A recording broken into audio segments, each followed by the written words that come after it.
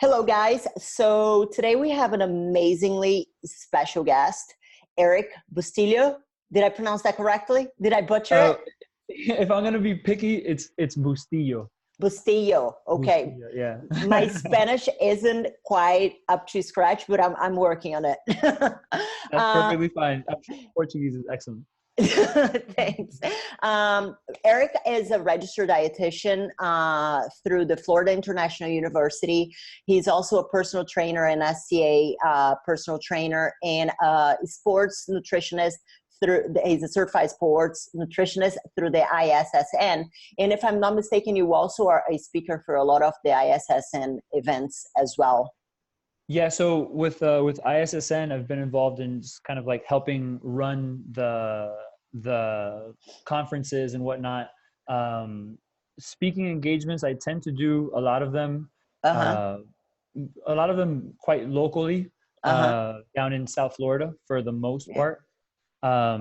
But yeah, I would say very much involved with ISSN Okay. Colombia as Okay. well, down in South America. Cool. Yeah. And then you, another thing that I thought it was pretty awesome when I was putting together your biography is that you have not only been involved with studies in regards to nutrition and diets and everything from the scientific part of it, but you have also been, as you said, the lab rat of it as well. So Yeah. I think that gives a very good perspective from both sides, being involved in both ends of the research. Yeah, it's kind of cool to see how studies are conducted and Yeah. put together from a scientist standpoint, from data collection, data entry, just how all of that gets taken care of. Um, and then when you see it also from a lab rat standpoint, right, test subject. And I've done actually a couple of interesting studies. One of them was actually a dehydration and then rehydration study. So they were testing. Uh, it was like a higher pH water. You know how Okay. the alkaline stuff is very Yeah. popular right Yeah. now. This was back in like 2012. It was with a company called Aqua Hydrate, Okay. and they were essentially testing how well Aqua Hydrate would rehydrate compared to your leading sports beverage. I mean, anyone who wants to take a guess at that, they'll probably guess that it's Gatorade. And how just everything kind of compares. And they were mimicking running in a hot environment. So like Miami, like in South Florida, Yeah. except it was in a really hot room. So I had to essentially run with a catheter placed in my arm Uh-huh. and That for sounds about an very hour. comfortable. It was weird because imagine this, they're trying to dehydrate you, right? So the definition for dehydration at this point was losing 2 to 3% of your body weight in water. So they would weigh you before you start running, weigh you afterwards, and make sure that you lost at least 2% of your body weight, which I did both times. I had to do it twice. And then every so often they're going to draw blood and measure specific markers. You also had to pee in a cup because they had to do a urinalysis to see Yeah. how your body's rehydrating. And I could tell you one thing: being dehydrated is terrible. Don't ever let yourself get to the point of dehydration, unless you're doing it in the name of science. And, Yeah. and well, what they found was that there was no benefit to Okay. the higher pH or anything. So you can just Well, drink your regular water. now that we are like kind of in this conversation, I'm just gonna ask here. Yeah. What about electrolytes? What about them? Like, what about electrolytes from a dehydration standpoint? Oh, Are they yes, really they are. They're very important. okay? They're very, very important because electrolytes allow our body to function, right? Just to Okay. keep it very simple. And for certain parts of our body to function properly, from things like muscle contraction to even be able to think properly. So, like, I'll give you an example of sodium. Sodium is probably the most abundant electrolyte that we take in. People have this fear of sodium. When if you're someone who's very active, especially if you live somewhere that's hot, Hot. warm, humid, you want to make sure that you're getting enough sodium in your nutrition. because if you reach a point of not enough sodium, you could begin to not think properly. Your muscles, your body just won't be able to function Mm-hmm. optimally. Mm-hmm. So yeah, electrolytes are definitely important and Added to necessary. the added to the water, or just drinking regular water would be enough for the general public.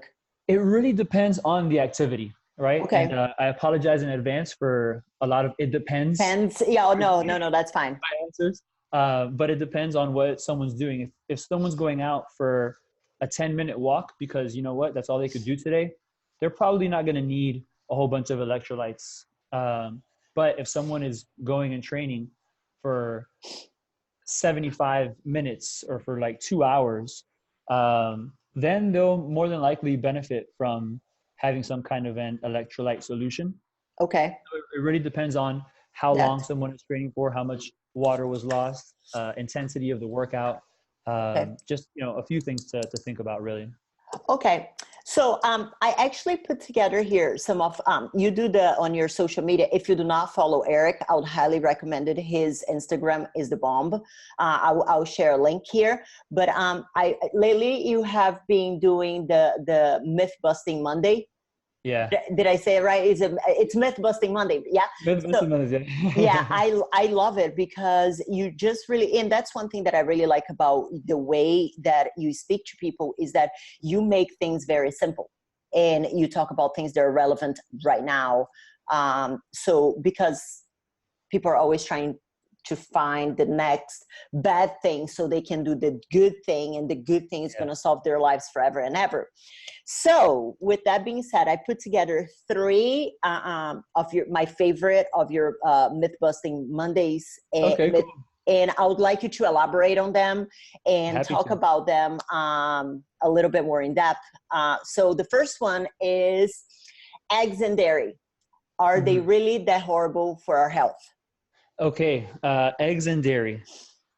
Uh, the quick answer is it It depends. depends. But now I'll kind of elaborate a little bit on that. Um, Eggs have been the bad guy Hmm. for a long time, and then they became the good guy. Aren't they as Um, bad as cigarettes these days? are they as bad as cigarettes? Oh man, that one really got me. Like that stupid movie. Good lord. No, they're not. They're not as bad as cigarettes. Okay. Unfortunately, documentaries can skew people's opinions on things. Um, but no, they're definitely not as bad as cigarettes. Okay. Eggs, if anything, they have plenty of good nutrition for us, right? They do have saturated fat, which saturated fat is not bad. Just remember, what will make something bad is how much you have of it. So the poison is in the dosage, or the devil is in the dosage, or Hmm. however we want to word it. Um, of course, saturated fat, we know that we should not have it in excess amounts, and excess would also depend, right, on the individual. Yeah. Um, because maybe I can have, I'm just going to make up numbers here. Maybe I could have 15 grams of saturated fat daily, where somebody else should maybe err on the side of 9 grams of saturated fat. And how can you know, like, the dosage? It depends. It does depend, yeah, but it depends on things like family history. Okay. And also, there's there's an approach to this where if you have patience, then this is going to work well for you because you can kind of try it out. If Hmm. you're having cholesterol issues and you think that it's secondary to consuming eggs, you can try perhaps eliminating them, or you can try continuing to have them in the same amount and evaluate other things that maybe you're doing as part Hmm. of your lifestyle, because maybe you're not exercising, maybe you're not Yeah. getting enough, I don't know, avocado or Yeah. along Yeah. those lines. And then you can measure out and see, when you do your blood work, how did your body respond when you do your blood work or your follow-up blood work, as far as the changes that you made to your nutrition. Hmm. Um, so I would definitely recommend eggs in general Hmm. to the regular population. However, if someone knows that they have issues with eggs particularly, and this is assuming that there's no allergy, because Yes. disclaimer, if you're Yeah. allergic, don't eat it. Yeah. Uh, Yes.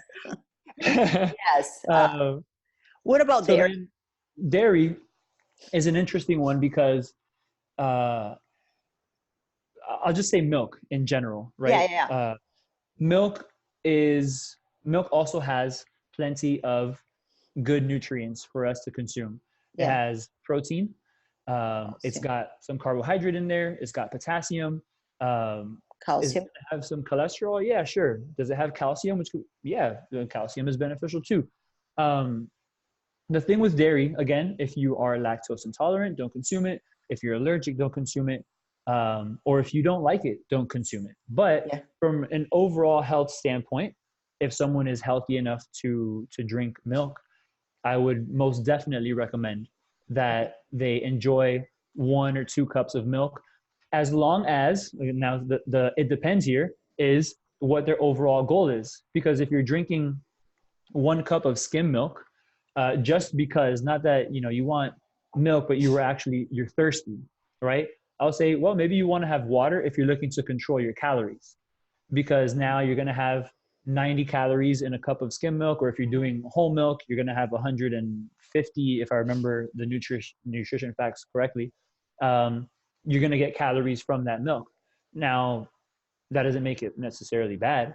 Uh-huh. But I think one of the big fears with milk is hormones. Yes. A lot of individuals are afraid that the milk has hormones and all these things. Um, where what the science actually shows is that if the cow was treated with some kind of hormones or anything like that, uh, that doesn't really cross over into our body. It doesn't. We don't really absorb the hormones. It's not like we're going to have increased whatever hormone they used Yeah. uh, into our body. So it doesn't really come into absorption, which I think a lot of folks are confused, because it can make sense if someone were to say, well, if they're treating this thing, I'm just going to make up a hormone here, but if they're treating this thing with testosterone, then how am I not going to get testosterone when I drink the milk? And Hmm. in your mind, you're kind of like, well, you know what? That makes sense. But if you understand the physiology behind it all, it doesn't really get absorbed into our bodies. And we're also seeing Why? less cows treated with that. I'm sorry? Why doesn't it cross? Because does it get destroyed in the digestive process? That's exactly it. Yeah. So just through digestion, it's not like the hormones are going to be absorbed through the small intestine, which is where most of our absorption happens. Uh-huh. Um, it actually everything just kind of gets broken down. Different proteins get broken down into like the small amino acids, and then our body goes absorbing them through different parts and wherever it needs it. But our body tends to do a really good job at getting rid of certain things. What about the antibiotics given to the? Antibiotics, that's an interesting topic, because I think there's a lot of confusion with antibiotics as well. Um, and it depends on what we are referring to here. Because, like, for example, let's just say chicken. Chicken, people think that chickens are given hormones, when really it's illegal to give hormones to chickens. But what they do give to chickens is antibiotics, because unfortunately, and this is a completely different topic, Yeah, the way that they're brought up is not the most ideal situation, which I say it's a different topic because I think that we have to do something about that and part of the issue. without a doubt, when it comes to how animals are being raised and how they're Yeah, being treated. Do you really want a whole bunch of chickens standing on top of each other? It's not right. yeah, And that's something that I don't know enough of, to be 100% honest, as far as like yeah, the good for the environment and like the farming part of it. yeah, But I do know that it could be done better. yeah. It Uh, could be improved. Most definitely. Now, when it comes to cows and different antibiotics and those things, um, there has been some correlation with individuals becoming resistant to certain antibiotic strains. I just don't think that, I honestly think that perhaps people are over prescribed certain antibiotics, but where does it come from? Yes, people get sick, and then do they need an antibiotic? I'm not a doctor. The doctor will make that call. But then it's Uh-huh. kind of like, well, why are they getting sick? Are they exercising? Are they managing stress? Are they Yeah, eating properly? yeah, Like, we can prevent them getting sick, because antibiotics are definitely needed. yeah. Um, And I think that a bigger part of the problem is the human not taking such good care of themselves, where the animals being treated with antibiotics, which is that also necessary? You know, I don't, if they're raised in better conditions, maybe we don't have to give the animals antibiotics. Yeah. But I think if we take better care of ourselves, Yeah. perhaps we would have less of certain antibiotic resistance. Yeah, and I think also on the kind of that same note as well, we have extremes in both sides. It's almost like we have the extremes of people who, and I even see that from somebody who has kids standpoint, like people that do not take their kids out of their house for 2 years, a year. Yeah. Or Yeah. don't even leave their house, and then the people who like let their kids eat dirt. So like we are going, I think, too many extremes, and then I think that those extremes is kind of what is messing up with everything. Yeah, that's definitely a part of it. I was actually just today speaking with a friend of mine about the vaccination, right? And how people have become more towards like the anti-vaxxers when you had something like measles and like polio completely eradicated. Like there were no cases of that, but then they're making a comeback now. It's and I respect people who want to ask questions and perhaps question science, but you also have to understand that science and studies are there for a reason. So if you are the family that lets the kid eat dirt, maybe not the best idea. Play in the dirt is fine, right? Yeah. But if you also want to shelter your kid from never being exposed, it's kind of like there has to be that fine balance. Yeah. Without a doubt. No, I agree.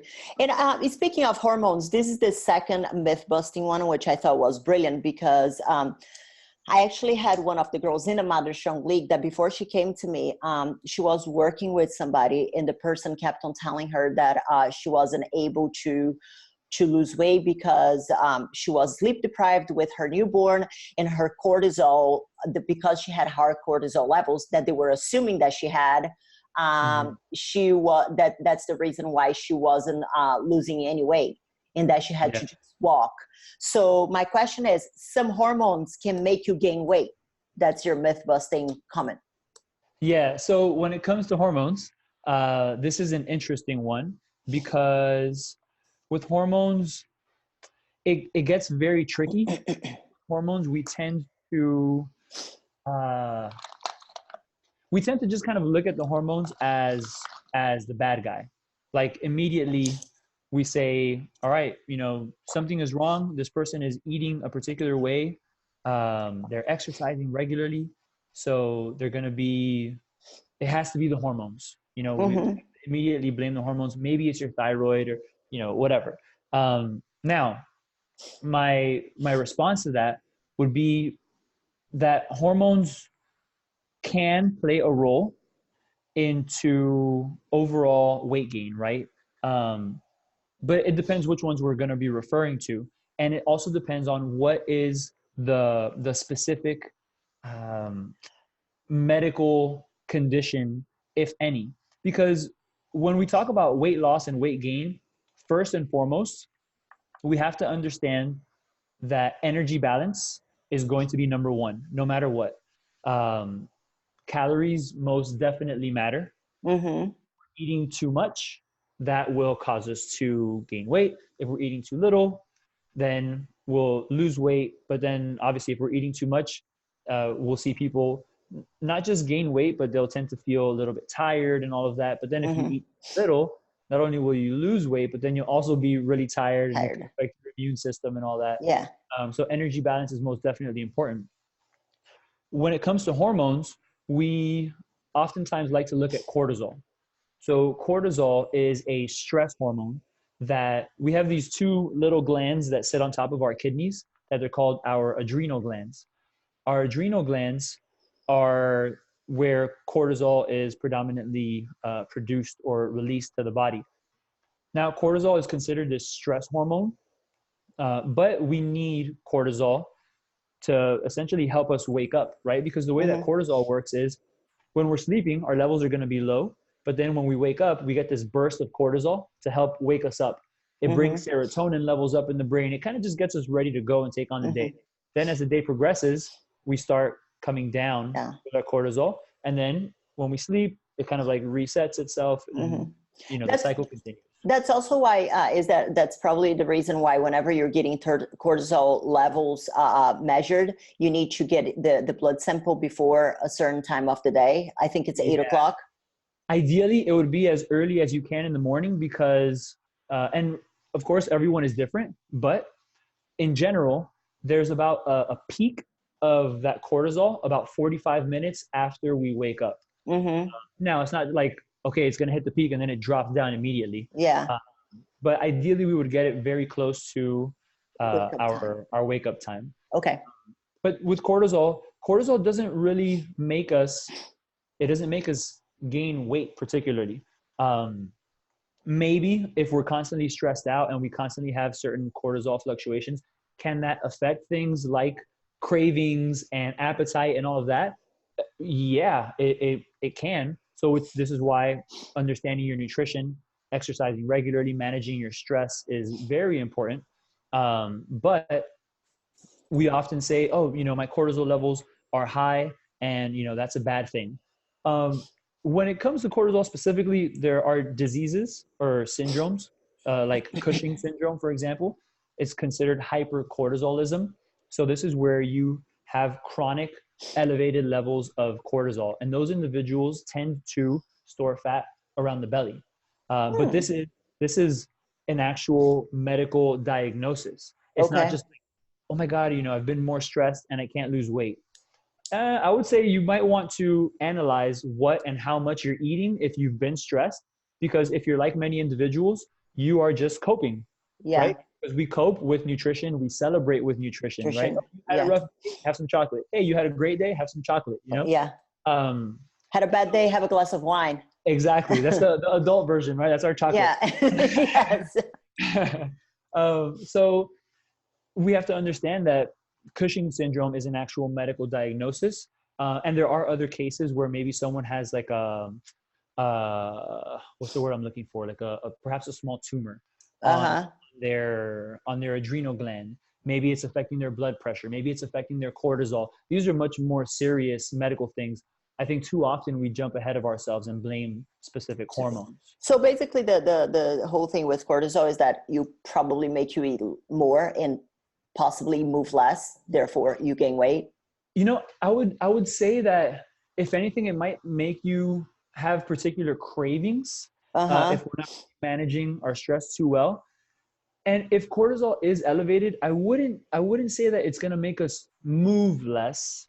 Because remember, when cortisol is up, we're more like wired, aware, you know, we're kind of like ready to go. That's why if someone has higher cortisol levels in the evening time, they might feel tired but wired. Yeah. You know what I mean? They're kind of like exhausted, but they're still ready to go at the same time. And that takes time with changing your nutrition, exercising regularly, managing your stress. You know, it kind of always comes back to the basics. And that's one thing that I really preach a lot. Yeah. Okay. This is my favorite of them all. Okay. The body can only absorb 20 grams of protein per meal. Yeah, I love when people ask me about that. Okay. So the quick answer is that it's false. Studies have shown that people can absorb more than that per meal. It's not just going to stop at absorbing protein at 20 grams. Like the body says, all right, you know what? We have to shut everything off. No more protein comes into our body. We're going to store the rest as fat, or, you know, whatever the case may be. Our body will actually absorb all of the protein that it has to use. It just happens over time. So depending on what and how much you ate, that is going to determine how quickly you absorb the protein. Now, obviously, if you eat 20 grams, perhaps your body will go ahead and absorb that much faster than if you just had 40 grams. But we also have to consider, well, what did you have your 20 or 40 grams with? Did you have vegetables? Did you have rice? Did you have potatoes? Did you have a lot of avocado? Because the fat can slow down the digestion as well.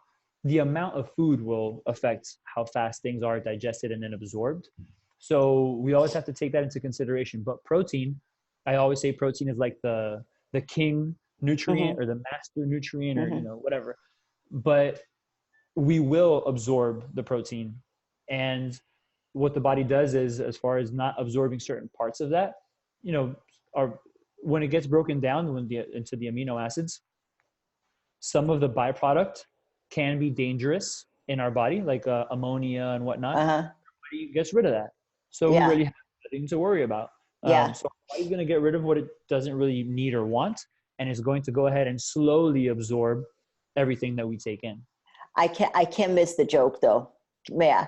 I'm like, but no, then you get a detox tea. I couldn't miss it. I couldn't miss it. That'll fix you right up. You know, just buy my detox tea for $172. But I have my promo code here. Yeah, for sure. It lasts 3 days, but Oh, it'll work. what about the leucine? The amount of leucine on the protein, does it affect as well how that the protein is digested? You know, leucine will, the main thing with leucine is that it will trigger muscle protein synthesis, Uh-huh. right? So, and muscle protein synthesis is basically a signal Mm-hmm. that our body tells itself and the muscles and the cells to create more protein around the muscles Mm-hmm. so that they don't go breaking down, Mm-hmm. right? So the nice thing about leucine is that since it does help trigger muscle protein synthesis, we can think to ourselves, well, even if I'm just getting like a whole protein, right? Like a wholesome source of protein, whether it's an animal source or like a whey Mm-hmm. protein, you'll know that you're getting a decent amount of leucine. And it also varies depending on the actual food. Uh-huh. Like milk is going to have more leucine than like rice, let's just say. Yeah. Yeah. Um, but if you know you're getting a really good quality source of protein, you don't have to worry so much about just leucine, because you're Mm-hmm. going to get enough leucine, and you're going to get, as long as you're getting a good amount of grams of protein, you're going to get all the essential amino acids as well. And that Okay. is really going to help with that muscle protein synthesis, which helps prevent muscle breakdown, which really is what we want. Okay, cool. Awesome. Okay, now we're going to go to more general questions. And this is almost like my experience with the clients in the Mother Strong League, the girls in the Mother Strong League. So if someone was eating 1,600 calories and was maintaining weight, then brings it down to, let's say, 1,200 calories, it doesn't lose any weight. Blood work is fine and says everything is being properly tracked. What would you suggest?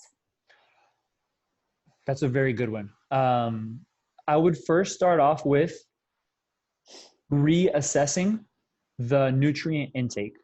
Like, let's really be 100% spot on, you know, weigh everything to see how much are you really consuming. Because I think that oftentimes we tend to make mistakes with our intake.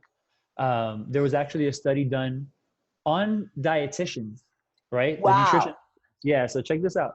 They had them log or report what they ate and how much they ate, and it turns out that that range. So they were underreporting. So meaning they thought that they were eating less than what they actually ate.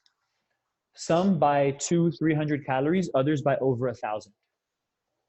So if we sit back and take a minute and think about it, it's like, well, yeah, I think that if dietitians, if we're going to just think for a fact, okay, they're the nutrition experts, so they'll have perhaps a better idea than maybe an individual that doesn't work around food and understanding Yeah. portions and all of that. I would think that they'll have a really good understanding of how much they consume. So if a nutrition expert is going to under-report, imagine someone who doesn't work in that. Uh-huh. No matter how well we think we might know it, maybe we're getting some calories from here, some calories from there. So really reassessing the intake is going to be important. And not to mention, we also tend to overestimate how much we move. Mm-hmm. So we're kind of like, yeah, you know, I walked for half a mile today. You know, great. I'm glad that you walked for half a mile, but it doesn't mean that just because you walked for half a mile that you deserve, The right, pizza, the whole the pizza. pizza. Exactly, right? So just kind of keeping those things in mind. But still staying on that topic of coming down to 1,200 calories and whatnot, and nothing changed. Assessing movement is really important because we have to think about this. We have to think about the fact that if I'm eating less, I may have a tendency to move less also. So now we have what's known as NEAT, the non-exercise activity thermogenesis, basically calories that we burn from non-exercise activities. Like I'm talking here and I'm moving my hands. Yeah. If like your foot is fidgeting, little things Yeah. like that. We burn calories throughout the day by doing all of that. If we reduce our intake, we also see a decrease in our non-exercise calories being burned. So we also have to think about that. Well, if I'm going to decrease my calories, have I been a little bit more tired? Am I moving a little bit less? Is it affecting my workouts? And then, of course, this is a very, very important one, especially if we do hit some kind of like a plateau. I think it's important that we give it more time. Plateaus don't mean that your body is broken. Plateaus, they don't mean that you're doing something wrong. I'm sorry? It actually means your body's normal. Yes, exactly. So the way I try to help patients, clients, understand that a plateau is perhaps in a way desirable. It's almost like if the body is now taking its time to kind of like reset where it thinks it's supposed to be, right? Because there's something that's known as the fat set point theory, where the body thinks that it has to be in terms of how much body fat it's holding or where our weight is supposed to be. So if someone is stuck at 145 pounds and it's been 1 week, it's been 2 weeks, and by stuck at 145, I mean it'll fluctuate between 143.9 and then back to 145. It might go up to 146, but it always stays basically at 145 because we're going to fluctuate all the time. daily basis. Yeah, for sure. So what our body's essentially doing is starting to readjust itself to understand like, okay, you know what? I can start losing weight again. And now instead of 145 being my set point, maybe it's going to be 138. And then the individual will start losing again. But what starts happening there is that we tend to not give ourselves enough time, right? The three things that I love for people to focus on is to trust the process, right? Whatever you're doing, trust the person you're working with, just be about it. Don't worry about what this person is saying on Instagram, that doctor said on TV, all these different things. So trust the process. Number two is be patient, which oftentimes we're not patient enough to let things really work. Yeah. Number three is stay consistent. Yeah. Because consistency, obviously over time, how do you save money in the bank? Consistent in putting money. So let me keep exercising and eating right. So we got to let the body go ahead and just kind of like readjust itself to coming down. I know it's not a very sexy answer, but being patient really does help out a lot, because then after that 2-month plateau and then the scale starts moving again, it's kind of like, oh wow, I just had to be patient with it. Yeah. No, I'm on the same page with you. In fact, this specific person I'm talking about, she started with me in the 4 weeks to fit challenge, and she was actually eating under 1,000 calories. How many? Under 1,000 from her report. So let's say give and take 1,000 to 1,400, but like working with her and stuff, we were able to bring her up to about 1,800 because I didn't want to keep her there. So I wanted her to eat more. And then she's like, oh, but I want to lose weight. And I'm like, let's trust the process a bit more. Amen. Yeah. And that's exactly it, because now you start introducing a little more food, perhaps help their energy levels a little bit more. They start eating much better. Right. And I think from a psychological standpoint, it also helps us not be afraid of eating food and eating a little bit more, Yeah. Okay. What supplements do you find to be a must and why?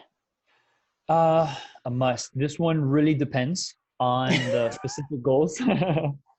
If I had to say a must, I would say, and again, assuming no adverse reactions, I keep it very simple. My must-haves for supplements: depending on goals, but in general, these are good. Omega-3 fish oil Mm-hmm. is definitely one. Uh, for overall heart health, let's just say heart health, brain health, potential help with joints and whatnot. Um, I would also recommend creatine, Mm-hmm. because creatine is just a great supplement for muscle mass, for our brain as well. Mm-hmm. And they're actually doing studies on like neurodegenerative disorders and the potential benefits that creatine can have there. Maybe from helping the nerves, maybe from helping the brain, maybe from muscle retention. Mm-hmm. Uh, don't really know for sure yet, but Okay. uh, It's looking positive. it is. It is. Okay. The thing with creatine, people get a little bit afraid because there may be some weight gain, but Yeah. it's not fat gain. It's It tends water. to be muscle gain, you know, because what happens with the water and the creatine, the way that muscles tend to grow is that we get water into the muscle cells. So technically it is water retention, but that's just physiology, you know? Yeah. Um, Another one that I would recommend is a protein supplement, Okay.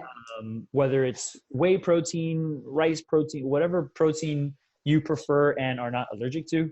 Yeah. It definitely makes for a good addition into your nutrition because they're practical. You can take it with you on the go, and now it becomes portable nutrition. Mm-hmm. And I find that quite a few people that I've worked with before tend to not consume enough protein, Yep. and that is detrimental to what most people want as far as body composition goals, because they want to lean out, lose fat, build muscle, feel better. Yeah. They need a little more protein. Yeah. I'm um, right there with you. and then the last one that I would say is part of like a must have, because there are plenty of other supplements that I would Yeah. recommend. It Yeah. just depends on blood work, illness, medical history, goals. Yeah. um, in general, I would just say like a multivitamin, Yeah. just to help kind of cover bases. Yeah. um, just yeah, even with a really well-rounded balanced diet, Uh-huh. it wouldn't hurt to take a multivitamin, Yeah. because at worst you're going to get some of the micronutrients, and then your body gets rid of whatever it won't need. Uh-huh. And at best you're going to get a good amount of micronutrients, and then at the end your body's still going to get rid of whatever it doesn't need, but at least you know Yeah. you're covering the bases. Like that. Oh, this one is another one of my favorites, like hot topic right now. The next two, actually. Okay. So I think they can kind of come hand in hand. So I'm going to ask both. Artificial sweeteners, are they really the demon? That's one. And then, which I think that kind of goes with the other one, which is, what in the world is a leaky gut, and why has it become a problem recently? Okay, very good questions. Artificial sweeteners. Okay. Artificial sweeteners are not the demon. They're not the devil. They're not the bad guy or bad girl. They they they're just non-nutritive sweeteners, right? Uh-huh. Meaning they're not going to add any calories to whatever we add them to. Mm-hmm. What about cancer? Cancer is another one that is not. It's like, for example, there was a study done on rodents where they gave perhaps a ridiculous amount of, I forgot which one it was. It might have been aspartame. Aspartame. Yeah, Yeah, it was aspartame. aspartame. So then they gave them like a stupid amount of aspartame, and then it's almost like, well, what do you expect if you gave the rodent that much of Water? anything? Give it water. I mean, I don't know, sugar, like Yeah. anything. It's more than likely going to develop something. Yeah. It was like an inhumane amount that was given.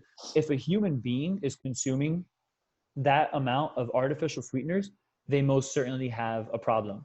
Yeah. But we also have to consider, because people will say, well, what about over time? What if we're consuming it over time? I understand your point, but your body also gets rid of stuff. Like, our body is constantly detoxing itself, right? Mm-hmm. I say detoxing because people sell the teas and all that stuff. Here's But my promo code. exactly, just put it in the video. And people are just constantly like worried about, over time, and it's a valid concern. But on a daily basis, our body is getting rid of things that it doesn't really need to hold on to. The human Mm-hmm. body physiology is just an amazing thing, that it's amazing Mm-hmm. how it works. So if we consider all of that, artificial sweeteners if anything, they've been shown to help control weight. They've been able to help with controlling weight loss, preventing weight gain for individuals that want to do that. And this is also for people who just want a little something sweet in a beverage or a food or something. Because if you're fine not having it, then I say, cool, simplicity is key. You don't got to add sugar, don't add sugar. You don't got to add Splenda, don't add Splenda. But they definitely won't cause the negative side effects that a lot of people will report and say. However, there are individuals that perhaps won't respond very well to certain artificial sweeteners. And that is also trial and error. Again, not a very sexy answer, but we kind of have to figure out, well, are you allergic to a certain food? You won't know until you try it. Does your body not respond well to the sweet and low packet that you're putting in your coffee? Well, you have to pay attention to how your body responds, because in some instances, people will have GI or gastrointestinal issues from consuming these artificial sweeteners, which will kind of transition me into the leaky gut thing. Perhaps just one question before you transition, because I think this would be relevant for the audience as well. Like in regards to artificial sweetener in breastfeeding moms, because there is like a little bit of a guideline in regards to artificial sweeteners. Is this more from a like everything else when you're pregnant and breastfeeding that people don't know, so they just say don't have too much of it? Yeah, I would say that it's one of those things that maybe we don't know enough of, because remember that science, we can only make certain recommendations as far as science has allowed us to go, which science is very important because it allows us to perhaps prove and disprove, certain theories and ideas. But there are also certain rules to science. So we don't really know that, well, what we're doing right now, is it really ethical? So for example, how are we going to test how much artificial sweetener we're going to give to the pregnant mother or the mother who is breastfeeding? And what if the baby doesn't respond well to the saccharin in that artificial sweetener? Or the sucralose that's in the Splenda. So it makes it kind of difficult or tricky to be able to do that. So I would say that's one of that kind of falls into the we're not too sure yet. It probably wouldn't hurt if you had a little bit, but I would honestly encourage patients and clients to don't go crazy. Correct. Don't go crazy. If you can do without it, then excellent. But if you find that you have to have a little something sweet, just mind your portions, err on the side of less. Cool. Okay. Leaky gut. So leaky gut has become quite popular. Celery juice. Celery juice is gonna fix your leaky gut. Leaky gut, what it is there's a specific permeability, right? So what that means, like in our gut, in our intestine, that's where things kind of come in and out, and we absorb different nutrients in our intestine. So essentially what happens here is that if there's an increased permeability, which means basically that more things kind of like flow in and out, the gut can develop like little holes in them, and then nutrients can kind of like start getting out to the body. Hold on one second. I don't know why this is giving me like my computer's giving me like a weird, sorry. So if nutrients can start kind of getting out, that can start causing issues. I think that it's become more popular because I think it's just easy to blame. Okay. Instead of actually just assessing, well, what's my lifestyle like? How much am I eating? What is the stress in my life? Like, where's it coming from? And what am I doing to manage the stress? Again, back to the basics. Am I doing everything right? First and foremost, because we always want to find that sexy answer. We want to find like, okay, it was this thing, it was leaky gut because, X, Y, and Z. But it's like, no, hold on. It might not be leaky gut. Maybe you're just ridiculously stressed out, and that's causing perhaps irritable bowel syndrome because you're so stressed, and there's this connection with the mind and the gut. And then maybe every time you eat, you eat so much of a particular food that it just causes you to Not feel maybe have well. diarrhea when Yeah. you eat a ridiculous amount of it, but because you're also so tense. And then that's kind of like, well, we have to learn how to deal with certain life stressors a little bit better, perhaps. Hmm. Because to be honest, medical professionals are kind of still trying to determine exactly what causes this leaky gut syndrome. Um, we know that long term, having an unhealthy diet is not going to be good. Yeah.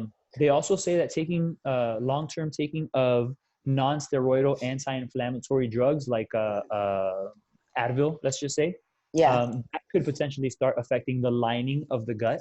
Hmm. Obviously, stress and chronic inflammation, if you will, are some factors that are believed to contribute to leaky gut. But we always have to go back to the basics. Yeah. Now, as far as helping to treat leaky gut, if someone feels that they do have that, if perhaps they saw a medical professional that was able to diagnose them in some way, shape, or form. Is it diagnosable? Is it a proper diagnose at this moment in time that I would go to a doctor, for example, and I thought that I had it, and the doctor is like, no, that's what you have. You have leaky gut.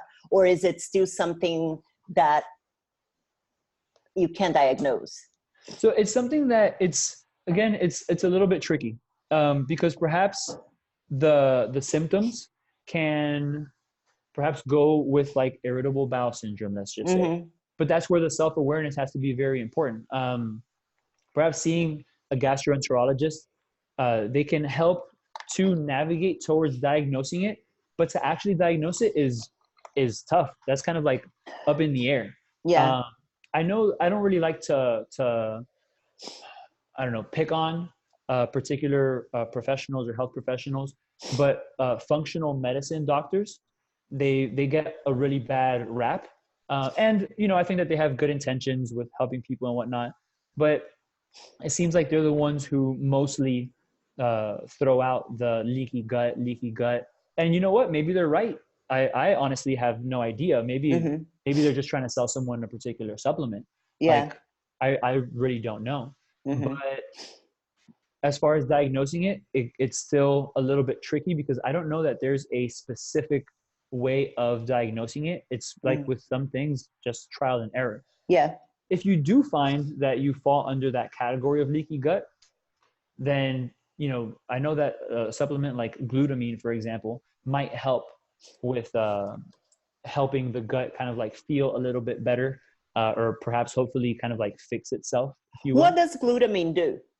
So glutamine is an amino acid. Just in general, as a supplement, I don't typically recommend it because it doesn't really do much for people who are healthy, eating adequate amounts of protein. It's actually like the most abundant amino acid in our body. Hmm. Um, but now, if someone does have something like leaky gut, it's Hmm. been shown to help kind of like maybe help repair the Uh-huh. lining of the gut, or at least Okay. help with controlling inflammation of the gut. The specific mechanism, I'll be honest, I don't know exactly Oh, no, how that's it fine. works, but I found it quite interesting. Yeah. But at the same time, everything should be taken with a grain of salt Yeah. because someone takes glutamine and their gut is bothering them and it does absolutely nothing. But maybe it's just that their boss is a pain in the butt Yeah. and that's what's affecting their GI. But Yeah. they're like, but I have to go to work, I have to do this, and they're constantly stressed out. But once we get away from that stress, maybe that makes the world of a difference. You know what? Like, it's funny because I don't know if you know, but I lived in Europe for 5 years. I lived in Ireland, in the British part of, Ireland, yeah, in the how's British, that? it was rainy, but it was amazing. We lived in the British part of Ireland, and they have a very preventative way of medicine. Like, you turn on the TV and they have a lot of educational Wow. shows, not like cherry picked data kind of stuff, but they try to educate the public about different types of lose weight, the importance of losing weight. Obviously, there is going to be a little bit of the scaremongering kind of documentary Sure. kind of stuff, but Yeah. nothing like What the Health or stuff like that. It's very educational with the public. So and here in the US, I found that there isn't a lot of educational stuff. It's almost like trying to fix what could have been prevented. Yeah, I think we tend to go more towards the treatment route, Yeah. like what you're saying. There has been a shift a little bit more towards prevention. I was actually looking at these statistics the other day, um, where the CDC was reporting that people are exercising more, or doing more resistance exercise, which is Mm-hmm. great. They're like getting into the gym and doing a little bit more with that. I think that the shift is the focus is shifting a little bit. I'm sorry, Mm-hmm. um, but oftentimes we're still a little bit behind in the fact that like we're more treatment based, which Yeah. in the States, if you need treatment, you're going to get the best treatment. That's like Yep. for sure. Yeah. But from the idea would really be to prevent getting Mm-hmm. to that point. Yeah. But then it also comes down to the individual. Yeah. You know, how bad do we really want to prevent something from happening? For some people, they don't really care enough until they get the heart attack, you Yeah. know? Yeah. No, that's true. Okay. Last question. Yes.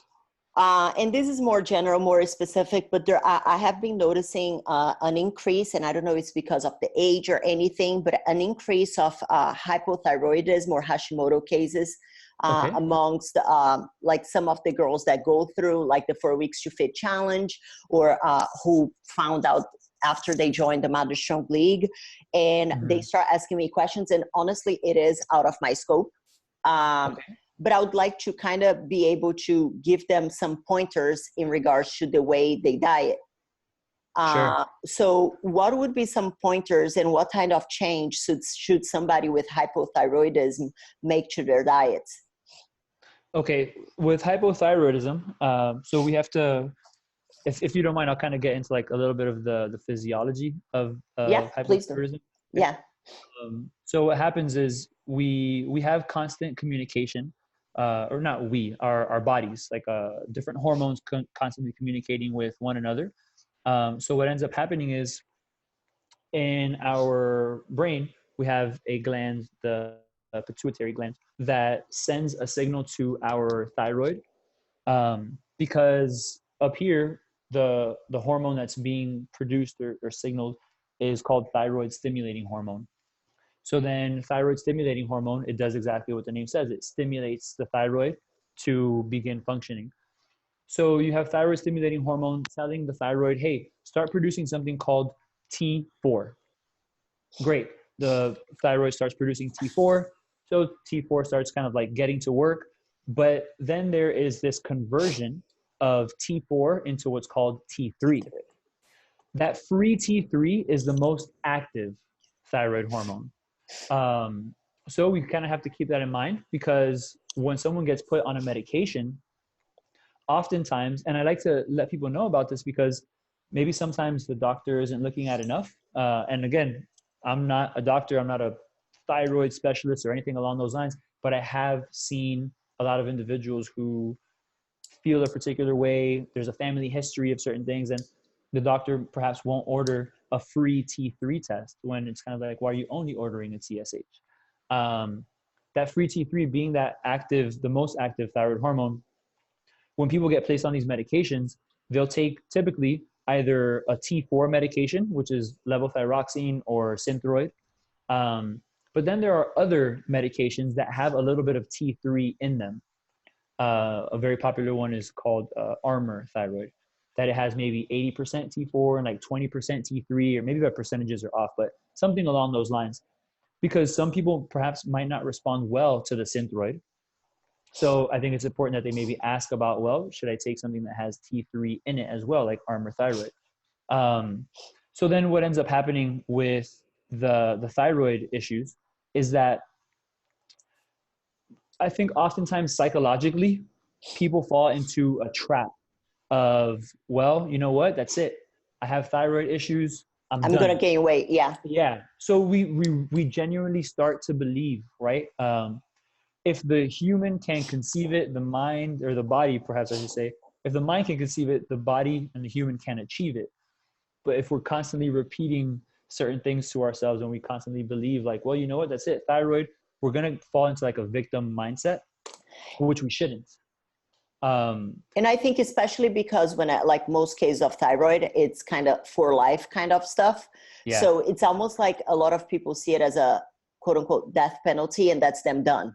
Yeah. But you know, and that I can understand it, Yeah. but all you're doing is you're just taking, I see it like you're just taking another supplement. You know Yeah. what I mean? Just don't miss your supplement. Get into Mm-hmm. the routine of taking the medication. And that's another process in itself, finding the right medication and the right dosage, because it's a matter of time. It's a matter of, well, is this the right medication? How am I feeling? It might not be immediate, the changes that we see. And then just allowing the body to respond. Mm-hmm. That's very, very important. Um, but then once someone is diagnosed with any kind of thyroid issues, we have to remember that there's not, it's not a huge impact that it's going to have on overall metabolism. Will it affect metabolic rate, or the rate at which we're burning calories, or how many calories we burn in a day? Yes, it's going to have an impact on that. So again, back to the basics. We have to make certain changes to our nutrition. Generally speaking, I would say, and again, this is the trial and error part, you want to adjust calories by somewhere around 200 to 500 calories, depending on the person and depending on how they feel.